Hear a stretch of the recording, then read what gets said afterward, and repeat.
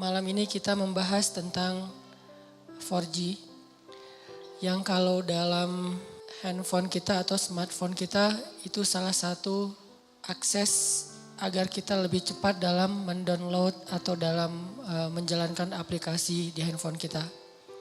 Apalagi kita yang sering buka YouTube atau punya beberapa aplikasi-aplikasi yang memang butuh daya akses internet yang tinggi, itu dijadikan sebagai analogi tentang gimana cara kita membangun hubungan dengan Allah Subhanahu wa taala supaya ketika kita berdoa itu cepat diijabah oleh Allah.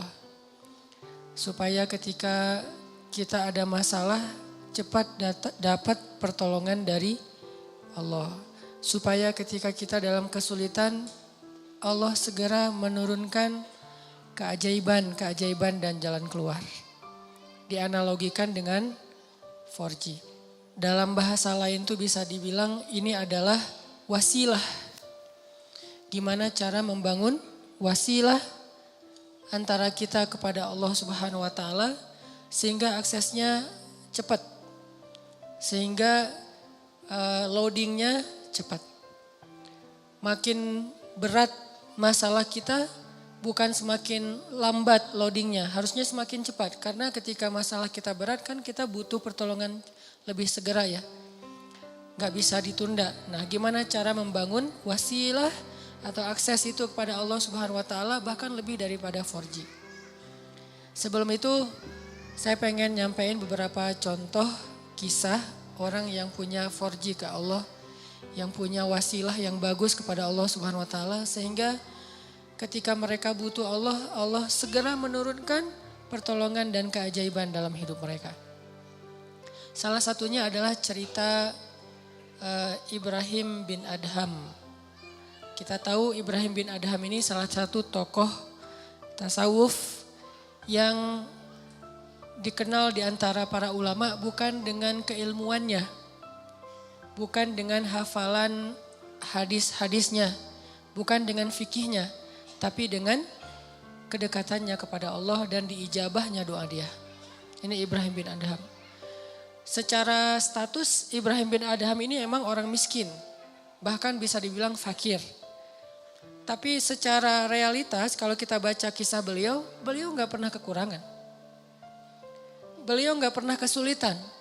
Miskin hartanya, hampir dibilang gak punya aset, gak punya tabungan. Tapi pengen apa aja Allah kabulkan. Mirip dengan Uwais Al-Qarani di zaman tabi'in. Emang orang miskin dari desa Qaran Yaman. Tapi Uwais Al-Qarani ini selalu dimudahin sama Allah dalam setiap urusannya. Jadi kesimpulannya dari sini kita jadi tahu yang paling kita butuhin dalam hidup itu bukan berlimpah harta. Yang paling kita butuhin dalam hidup itu bukan banyaknya aset. Walaupun itu baik dan itu sesuatu yang perlu disyukuri, bukan dihindari. Dan kalau perlu kita perjuangkan. Tapi itu bukan yang paling kita butuhin dalam hidup. Bukan banyak teman, walaupun banyak teman itu justru kebaikan. Dan seorang muslim itu emang harus bermuamalah, harus terbuka, harus banyak teman, banyak sahabat, banyak pengikut kalau perlu. Tapi bukan itu nomor satunya. Karena kalau kita punya banyak harta, tapi Allah Subhanahu wa taala tidak memberikan kita kebaikan di dalamnya, maka harta itu tidak memberi manfaat apa-apa buat kita. Malah banyak banget orang yang dengan harta yang bertambah juga masalahnya. Bertambah harta, bertambah konflik keluarga. Bertambah harta, bertambah banyak musuhnya. Bertambah harta, bertambah banyak yang ilfil sama dia. Yang lebih parah lagi bertambah harta, bertambah jauh dia dari Allah Subhanahu wa taala. Jadi ada dua kondisi nih. Ada orang yang minta harta karena dia salah paham, dia pikir kalau banyak harta itu hidupnya jadi mudah. Tapi biasanya kalau dia nggak hati-hati dengan bertambah harta, dia bertambah jauh dari Allah. Karena mulai lalai. Kalau tadi ketika hartanya sedikit, dia nggak bisa lalai, kenapa? Nggak ada fasilitas, nggak ada modal, mau lalai gimana? Mau jalan nggak punya modal, akhirnya di rumah aja. Mau entertain diri nggak punya modal, akhirnya entertain biasa-biasa aja di rumah. Paling minum teh di belakang sambil Ngelihat anak-anak main itu entertain dia karena nggak cukup modal. Tapi buat yang udah modalnya lebih kan nggak cukup entertainnya cuma minum teh kan. Buat orang yang punya harta lebih, masa kita malam mingguan cuma minum teh? Masa kita lagi liburan cuma di dalam kota aja gak kemana-mana. Kenapa? Karena dia ngerasa bisa ngelakuin yang lebih dari itu. Sehingga dengan tambah harta, kalau gak hati-hati malah tambah jauh dari Allah. Dia mengentertain dirinya, dia mulai melakukan hal-hal yang sia-sia. Dia mulai mengeluarkan hartanya di jalan-jalan yang bukan Allah ridhoi, sampai mulai judi segala macam kan. Karena ngerasa dia punya uang dan tidak masalah kalau rugi-rugi dikit lah, orang tabungan saya masih banyak. Mulailah dia ke Singapura, ke Hong Kong, ke tempat-tempat yang walaupun bukan ke kotanya yang kita permasalahin, ke beberapa spot atau tempatnya. Ini dia minta harta banyak nih. Ternyata harta itu tidak ngasih dia kenyamanan hidup. Belum lagi nanti dengan kehidupan lifestyle-nya yang udah berubah, rumah tangganya udah gak nyaman. Saya punya teman yang pernah ngerasain yang kayak gitu beberapa orang. Dan curhat. Alhamdulillahnya udah hijrah sekarang. Dia ngerasa, kenapa ya uang saya banyak, berlimpah, bisnis saya lancar, kok saya kayak jauh gitu dari anak. Hampir saya gak pernah duduk bareng dengan anak, gak pernah dengerin mereka curhat, gak pernah nemenin anak saya main. Bahkan nganterin sekolah atau jemput sekolah aja jarang. Saya pikir dengan memfasilitasi kebutuhan anak saya berarti saya udah sayang sama dia. Udah ada mobil pribadi khusus buat istri, buat anak, ada 3 anak masing-masing 1 mobil. Dengan alasan yang masih logis. Kalau 1 mobil bertiga nggak efektif karena sekolahnya jauh-jauh takut telat. Belum lagi nanti pulang sekolahnya beda waktu, kan nggak nyaman. Akhirnya dikasihlah 3 mobil dan itu logis sebetulnya. Dengan 3 driver, bayar sekolah yang paling mahal.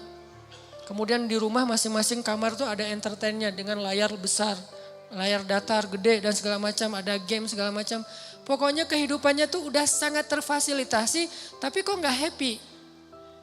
Mungkin mereka nggak ngeluh masalah kurang makan, nggak ngeluh masalah kurang biaya, tapi mengeluh kurang sentuhan dari orang tua. Dia ngerasain itu. Karena semakin dia sukses, jaringan dia semakin luas, terus kerjaan dia semakin banyak, deadline-nya makin banyak yang mengepres dia, bikin dia benar-benar dalam keadaan stres tinggi. Belum lagi nanti tuntutan entertainnya lebih besar karena teman-temannya berharap ke dia. Kayak misalnya kita ada duit, pasti teman kita pengen ditraktirin. Kalau kita nggak punya duit, nggak ada yang ngajak kita karena nggak bakal ditraktirin. Jadi diam aja di rumah kan ya. Kalau misalnya dianggap kita sukses, kapan nih makan-makan, kan suka gitu tuh. Kita baru dapat job nih, atau baru diterima kerja, atau baru selesai bisnis. Kapan nih makan-makan? Dan itu hal yang sangat wajar, natural terjadi. Sehingga keluar rumah pagi, pulang sore, malam harus keluar lagi buat entertain tamu segala macam. Dia punya beberapa Ferrari. Kadang-kadang balapan lagi, malam minggu balapan. Gak bahagia. Sampai akhirnya dia banting setir, dia tinggalkan semua itu. Bahkan dia suka main ke Alexis dulu tuh. Dia bilang 1 malam tuh bohong kalau orang bilang di sana biasa-biasa aja. Saya 1 malam ngabisin di situ 150 juta Ustadz. Ini kata dia ya, bukan kata saya. Dia 150 juta semalam menghabiskan di sana. Dan dia tahu beberapa orang tamu-tamunya yang dibawa ke sana tuh. Jadi wajar kalau uang ratusan juta juga gak cukup, buat entertain aja udah sekian. Belum lagi yang istrinya, yang tas Hermes-nya berapa sekali beli, sekali belanja. Belum lagi nanti biasanya kebutuhan mereka kan bertambah sesuai dengan kemampuan ya. Kayak misalnya tadinya kalau masih kemampuannya terbatas, naiknya motor bebek yang ngisi bensinnya paling Pertalite. Dan itu juga berapa sih sebulan gitu kan. Kalau udah yang cc-nya 4.000 mobil, belum lagi motornya, dari pajaknya aja udah beda. Dari servisnya aja udah beda. Pasti drivernya beda, harga driver mobil Avanza sama driver yang udah pakai mobil-mobil mewah tertentu. Pasti beda harganya. Berarti bertambah kebutuhan bulanannya nih. Belum lagi mereka kalau mau tadi entertain itu udah beda seleranya. Kalau misalnya duit udah banyak, udah gak mau lagi jalan-jalannya dalam negeri dong. Minimal Singapura. Lagian kadang-kadang udah sampai ada kesan, bosan ke Singapura. Ke Singapura bosan. Kemana tuh? Ke Jepang? Bosan. Kemana? Ke Hong Kong, bosan juga. Jadi banyak kota, banyak negara udah bosan. Maunya entah ke kutub atau ke planet lain gitu. Saking banyaknya duit. Dan itu natural terjadi loh, pasti kayak gitu. Gak usah jauh-jauh, kita aja kadang ngerasain walaupun bukan masalah bab luar negeri ya. Kayak misalnya tadinya jajan di warung juga udah cukup. Ketika nambah uang harus di mall. Yang tadinya beli baju tuh cuman di pasar, Andir juga cukup. Sekarang harus ke PVJ, ke TSB. Kenapa beda? Karena kemampuannya udah bertambah, jadi seleranya juga nambah. Rasa-rasanya pakai baju yang gak ada brand itu kayak malu gitu. Ketika kita udah punya kemampuan lebih, semuanya harus branded. Kehitung aja dari ujung kepala sampai ujung kakinya itu berapa juta. Satu ini aja udah, kadang sepatu di rumahnya itu sampai beberapa lusin. Ada yang udah sampai lupa, saya punya sepatu itu ya, sampai kayak gitu. Artinya ini kalau Allah kasih harta doang, bukan harta doang ya. Karena kalau harta masih ada kalimat berkah, baik. Jadi jangan menjudge orang kaya, bukan. Kalau cuman harta doang, ini kondisinya kayak gitu. Satu lagi kondisinya, gak dikasih harta, tapi Allah kasih sayang Allah.